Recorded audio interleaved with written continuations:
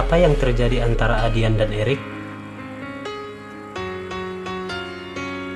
Perang terbuka Adian dan Erik Thohir semakin terkuak.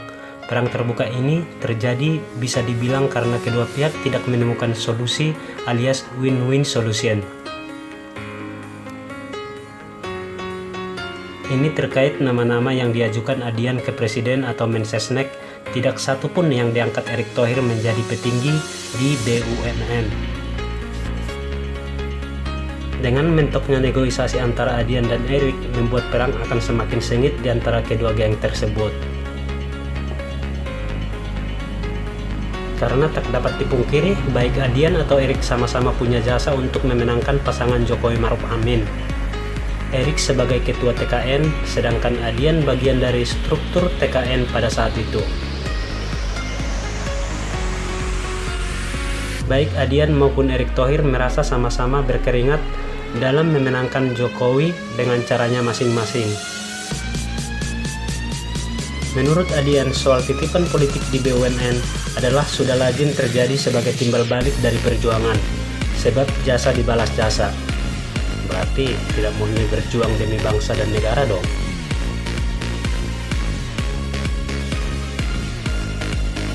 Semua sahabat-sahabat Adian merasa tak satu pun yang diakomodir menjadi pejabat BUMN dari semua nama yang telah disetor Adian ke Presiden Jokowi.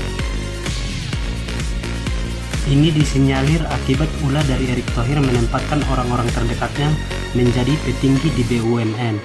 Inilah salah satu yang membuat Adian semakin geram dan semakin tajam kritiknya terhadap Erik Thohir.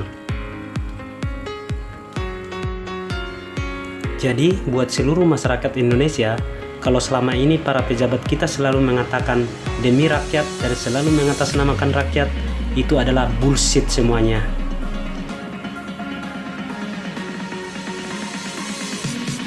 Saya berani mengatakan 70% omong kosong demi kepentingan rakyat. Yang ada adalah demi kepentingan pribadi, teman-teman, dan kelompok. Itulah yang kita bisa dapat dari perseteruan mereka berdua ini. Bukan membahas kepentingan rakyat yang selama ini selalu digaung-gaungkan para petinggi di negara kita ini. Kembali ke perseteruan mereka berdua, Adian bahkan menuding Erik Thohir sedang membangun kekuatan politik untuk memuluskan langkahnya di tahun 2024. Jadi tim yang ada sekarang besar kemungkinan sudah menggunakan kekuasaan Erik Thohir di BUMN untuk bergerak menuju 2024, ungkap Adian. Jadi Erik melegalkan double job yang pernah dia kritik keras, tapi Erik sendiri terperangkap juga dengan bujukan dan rayuan kiri kanan yang ada di sekelilingnya. Jadi apa yang disampaikan Adian soal titipan seharusnya tidak perlu ditangkapi berlebihan oleh orang-orangnya Erik Thohir, karena itu sudah bukan rahasia lagi. Jadi teman-teman, seluruh rakyat Indonesia, dari perseteruan kedua pejabat kita ini bisa kita ambil kesimpulan bahwa sebenarnya rakyat bukan menjadi prioritas utama bagi mereka. Yang menjadi prioritas utama bagi mereka adalah mengakomodir kepentingan pribadi masing-masing. Sungguh luar biasa ya para pejabat kita ini.